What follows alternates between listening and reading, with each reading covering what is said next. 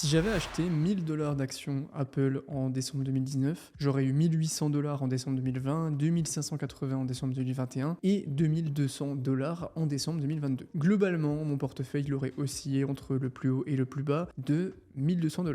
Si j'avais fait pareil avec Bitcoin, j'aurais eu 1000 $ en décembre 2019, 3630 l'année d'après, 6438 l'année encore après et 2260 ensuite. La différence de fluctuation est absolument colossale. Ok, gardez cette info en tête. Selon des études, il y aurait autour de 70% des investisseurs de Bitcoin qui auraient perdu de l'argent. C'est connu, la crypto-monnaie est un investissement risqué. Mais pourtant, si on regarde, c'est un peu bizarre, sachant qu'avec mon exemple, j'ai quand même eu 2 années dans le vert avant que mon portefeuille reperde de la valeur. En 2 ans, on a quand même le temps de récupérer au moins sa mise de départ pour ne pas perdre d'argent. Du coup, pourquoi est-ce qu'autant de personnes perdent de l'argent? Il y a énormément de raisons possibles, mais selon moi, la raison principale, c'est parce que pour plein de facteurs et de raisons différentes, les investisseurs en crypto, aussi bons ou mauvais soient-ils dans leur compréhension, dans leur recherche, dans leur sécurité, etc., sont majoritairement tous extrêmement mauvais dans un domaine en particulier, et c'est ce domaine qui fait perdre absolument tout le monde. Aujourd'hui, il faut que ça change. On va prendre le temps de se poser, et il est hors de question que vous, qui regardiez mon contenu et qui êtes sur cette chaîne, soyez aussi mauvais que tout le monde dans ce domaine. Le guide pour optimiser ses prises de profit, c'est parti. Quelques conseils optimisation et 3 stratégies de prise de profit. Mais avant de continuer, je vous présente le partenaire de cette vidéo qui peut beaucoup vous aider au cas où vous ne savez pas quoi faire de la tonne de profit que vous allez amasser après avoir regardé cette vidéo, Deblock. Deblock, c'est la plateforme 2 en 1 qui vous permet à la fois d'avoir un compte courant classique et un portefeuille crypto sur la même plateforme. En gros, avec Deblock, vous pouvez avoir votre compte gratuitement avec virement instantané gratuit, carte bancaire, etc. et un portefeuille crypto non custodial qui n'est pas géré par des blocs comme sur une plateforme centralisée sur lequel vous pouvez acheter vos petites cryptos tranquillement. Derrière, ce qui est intéressant, c'est que vous pouvez faire des ping-pong entre les deux comptes. Vous pouvez visualiser vos euros et vos cryptos au même endroit. Vous pouvez changer de euro à crypto quand vous voulez sans limite. Et surtout, vous pouvez cash out sans problème et sans paperasse relou. Vous pouvez aussi avoir ce magnifique CryptoPunk sur votre carte bancaire quand vous allez payer à la caisse et tout. Là, vous allez pouvoir montrer à tout le monde que vous êtes un bon crypto bro et plein d'autres NFT sur votre carte bancaire. Deblock est enregistré PSAN, agréé ME, ça prend 2 minutes pour faire un compte et l'application est dispo sur iOS et Android. Si vous téléchargez l'application Deblock avec le QR code ici ou via le lien dans la description, vous avez 15 € offerts à l'ouverture de votre compte. Vous ouvrez un compte, vous prenez les 15 €, vous les mettez sur l'Ether ou sur une autre crypto, vous prenez des profits grâce aux stratégies de la vidéo pour vous acheter votre maison sur la côte, c'est bénef. Vous avez toutes les infos dans la description, on reprend. Le marché des crypto-monnaies est un no man's land absolument inégalable. On a des cycles haussiers qui proposent des centaines, voire des milliers de pourcents de rendement. On a un Black Swan tous les ans en bear market, des corrections extrêmement agressives. C'est tellement la guerre que quand vous arrivez à attraper quelque chose pour vous, vous devez tout faire pour le garder. Et pourtant, je suis quasiment persuadé que les investisseurs crypto sont plus enclins à être plus cupides et à prendre moins de profits que les investisseurs traditionnels. Et en soi, ça s'explique par plusieurs raisons. La crypto-monnaie attire des investisseurs qui sont plus jeunes, avec des promesses parfois énormes. Résultat, des gens moins formés arrivent, donc ils se font avoir, et en plus, ils ont des stratégies et des attentes qui sont beaucoup trop élevées, et donc ils vont s'exposer beaucoup plus. En plus de ça, on fonctionne avec un mécanisme de cycle, un cycle haussier, un cycle baissier. Forcément, on se retrouve avec des investisseurs qui vont vouloir compenser les pertes affichées en bear market pendant le bull run, et donc augmenter leur exposition au risque. On rajoute à ça le biais d'urgence. Attention, le bull run dure pas longtemps, il faut agir maintenant, et tout est fait pour que dans ce marché,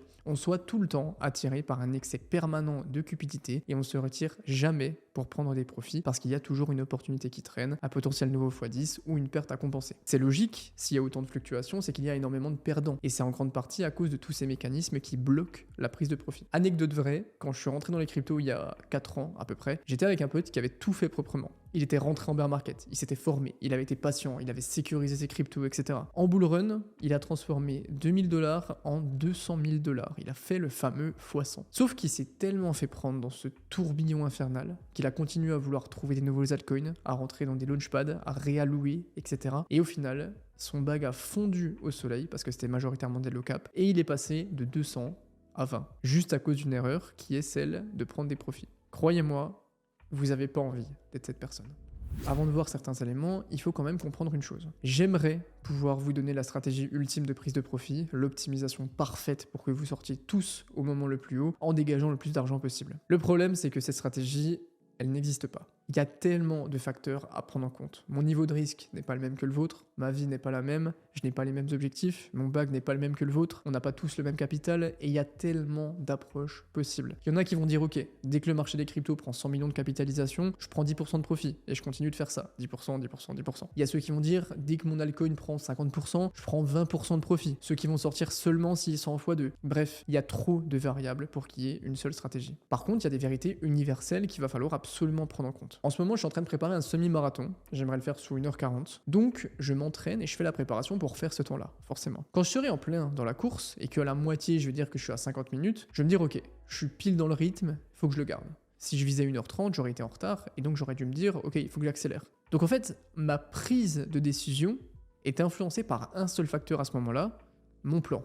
Si j'ai pas de plan, je vais courir à l'aveugle et au feeling. Ah ouais, c'est bien, là, je me sens bien, c'est bon, je peux accélérer. C'est risqué parce que si je me trompe, je craque dans 5 km et je détruis mon chrono. Pour la prise de profit, c'est exactement la même chose. Sans plan, t'arrives en bull run, en plein milieu de bull run, et tu fais juste au feeling. Je sais pas trop, j'ai quand même pris pas mal de gains là, mais il y a quand même beaucoup d'euphorie. En plus, je vais pas vendre maintenant, c'est une correction, ça va remonter. Allez, vas-y, je vends dans quelques semaines. Feeling et investissement, c'est le combo le plus néfaste possible. Le fait d'avoir un plan préétabli avant toute l'euphorie, le FOMO, la hype, etc., ça vous pose un cadre archi important. Parce que vous allez arriver dans une situation, et au lieu de la juger en fonction de la situation en elle-même, vous allez la juger en fonction de votre plan. Bon, ok, il y a une correction, j'aurais pu prendre plus de profit quand c'était vert, mais bon, je suis déjà au-dessus de ce que j'ai prévu dans mon plan. Allez, ok, je vends. Bravo, vous avez pris des profits, contrairement à 90% des autres. Comment établir son plan? Eh bien, en fonction de votre profil d'investisseur. Vous vous souvenez de la petite liste de questions que je vous ai donnée pour établir votre profil d'investisseur. Je l'ai un petit peu améliorée, vous pouvez la reprendre et refaire vite fait les questions. Vous allez avoir un numéro qui va vous aider à déterminer votre profil. Entre 0 et 7, vous êtes assez safe, conservateur. 7 à 10, vous prenez des risques. Plus de 10, vous êtes très à l'aise avec le risque. Votre plan de prise de profit doit absolument être corrélé avec votre profil d'investisseur. Un mec qui a 2 ne va pas viser un x20, ça n'aurait aucun sens. Pourquoi? Parce que c'est un investisseur safe, qui a donc un bag normalement corrélé, donc logiquement Bitcoin, Ether, des stablecoins, et bon courage pour venir choper un x20 sur Bitcoin, Ether pour ce cycle. Dites-vous, ok, je suis un 6, j'ai un profil assez safe, j'ai quelques altcoins à droite à gauche, je préfère conserver mon capital que de prendre trop de risques pour gagner plus. Mon objectif initial dans ce cycle, c'est de faire entre 50 et 70%. Je vais donc essayer de trouver la fenêtre pour sortir à 70%, mais si je la rate et que je descends à 50, c'est pas grave, c'est quand même dans mon plan. Soyez cohérent avec votre profil. Si vous ne l'êtes pas, c'est que vous vous êtes fait attraper par l'euphorie du marché. Si vous avez posé un cadre propre avec les 2 étapes du haut, tout le reste va être beaucoup plus facile pour vous. Vous avez votre plan, vous avez votre profil, mais c'est pas ça qui va appuyer sur le bouton pour convertir en stablecoin. On y est dans le cœur du bull run, vous êtes avec votre souris et votre portefeuille. Qu'est-ce qu'on fait maintenant? Première notion, extrêmement simple, surtout réservée pour les profils d'investisseurs safe. Ceux parmi vous qui ciblent une target, du style, ok, je veux gagner 30% grâce à ce cycle. Il y a une notion qui je trouve ne revient jamais, mais qui est pourtant extrêmement importante, c'est que on s'en fout complètement de à quelle période du bull run on est. Si vous avez atteint votre target, prenez vos profits et cassez-vous. Peu importe c'est le début, ça vous change quoi? En général, ce sont les investisseurs moins expérimentés qui ciblent une target ou qui ont moins de temps à accorder, et c'est d'ailleurs une très bonne idée. Mais si vous avez fait vos 30% de profit, la période dans laquelle on est dans le bull run, vous en avez rien à foutre. Vous avez atteint votre cible.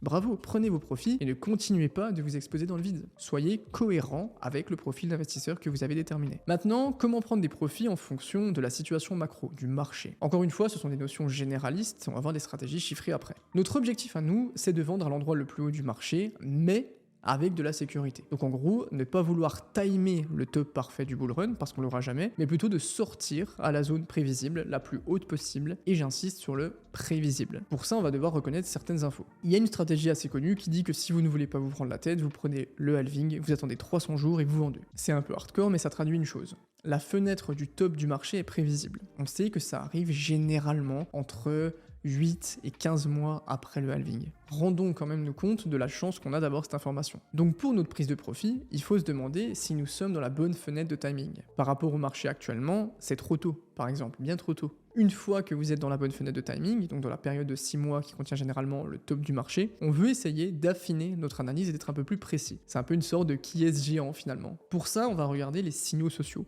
Le fear and greed est-il en extreme greed? Oui. Ok, attention, danger. Est-ce que l'on parle des cryptos à la télé?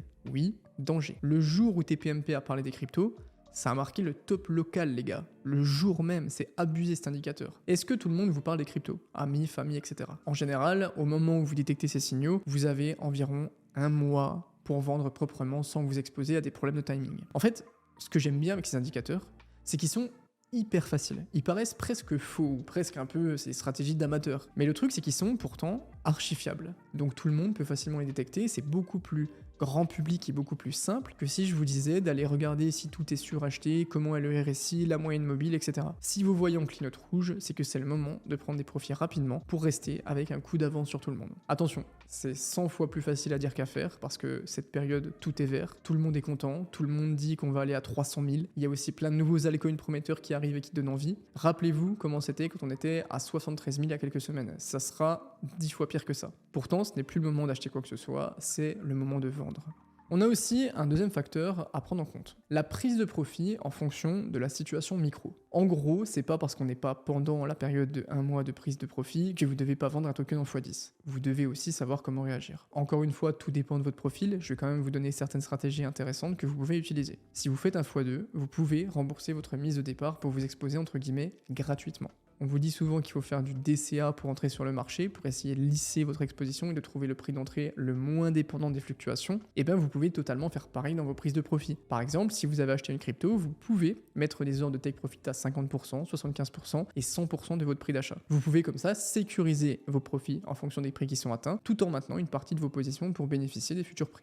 Parfois, on a des grosses news qui tombent sur des tokens, des listings, des mises à jour, etc., qui entraînent des méga bougies vertes. Ça peut être une bonne idée de prendre des prises de profit sur ce type de bougie. Si vous êtes un peu plus expérimenté, fixez des objectifs de prix et vendez au moment où le token atteint cette target. Vous pouvez aussi lisser votre sortie en vendant 25% quand le token est 20% en dessous du prix fixé, 50% quand il atteint le prix et 25% quand il est 20% au-dessus. Donc pour une target à $1, 25% de vente à 80 centimes, 50% à $1 et 25% à $1,20.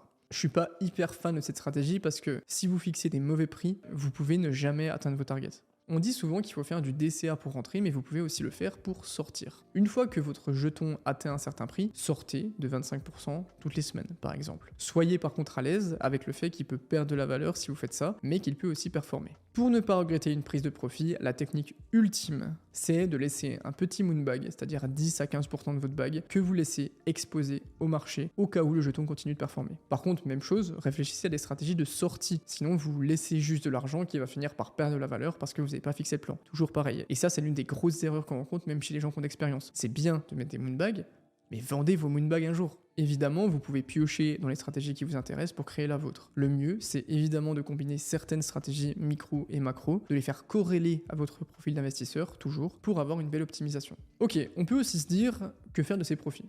On les laisse en stablecoin, on les réalloue. Si vous ne convertissez pas vos actifs en des actifs moins volatiles, vous ne prenez pas de profit. Vous êtes juste en train de rebalancer votre portefeuille. Donc vous pouvez soit réallouer en Bitcoin ou en Ether, soit laisser en stablecoin. Il y a plein de stratégies. Je vous affiche à l'écran ma méthode personnelle de réallocation que vous pouvez recopier, utiliser, etc. C'est très personnel, ce n'est évidemment pas du conseil en investissement. Normalement, vous vous êtes créé un socle avec ce qu'on a dit au début de cette vidéo. Maintenant, on va regarder 3 stratégies de prise de profit que vous pouvez mettre en place. Des stratégies assez théoriques. Première stratégie.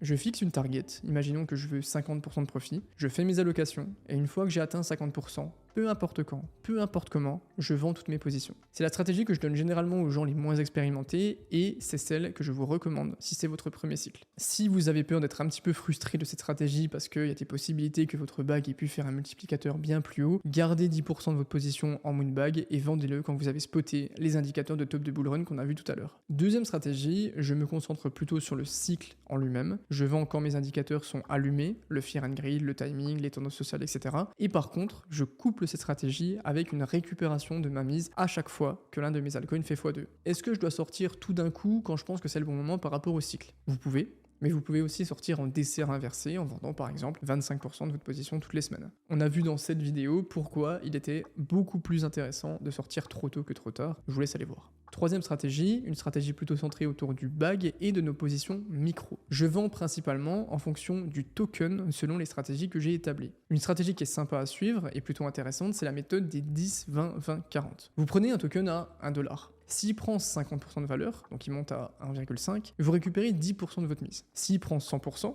donc il vaut $2, vous récupérez 20%. S'il prend 150%, donc 2,5, vous récupérez 20% encore. Et s'il prend 200%, donc 3 $, vous récupérez 40%. Vous pouvez ajuster cette stratégie en fonction de votre risque et la coupler avec une stratégie de Moonbag corrélée au marché si vous le souhaitez. Évidemment, vous pouvez lier certaines stratégies. Utiliser la stratégie 1 pour 50% de votre portefeuille, par exemple, dire ok, dès que mon bag atteint 10 000 $, je vends 5 000, 50%, et ensuite je fais la stratégie 2. Il y a plein de variations possibles. Le plus important, c'est de noter ce que vous avez prévu de faire et d'avoir un plan. Si vous voulez vous obliger un peu à noter votre prise de profit, prenez le temps de rédiger votre stratégie et écrivez-la dans les commentaires de cette vidéo. Comme ça, quand vous saurez plus, vous reviendrez la voir. Et c'est même pas impossible que je réponde à votre commentaire dans un an en vous disant bon, du coup, c'est bon, t'as bien respecté ta stratégie. Ça peut changer beaucoup de choses.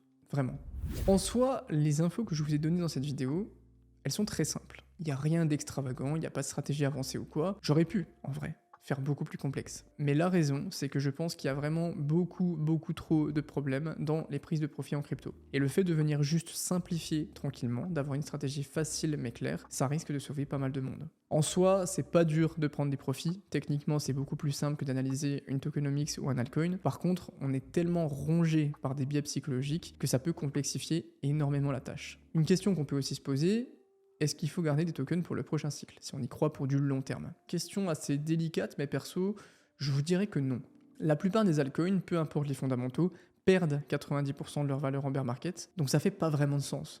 Autant prendre des profits et racheter tranquillement plus bas quand on aura des prix plus intéressants. Pour finir, je vous recommande quand même quelque chose de très important. Déjà, allez choper votre carte bancaire CryptoPunk, ça c'est important. Et surtout, il vaut mieux être cette personne qui a fait seulement x5, mais qui a tout vendu, que cette personne qui a fait x50, mais qui n'a jamais vendu parce que ça pouvait encore aller plus haut. Prenez des profits.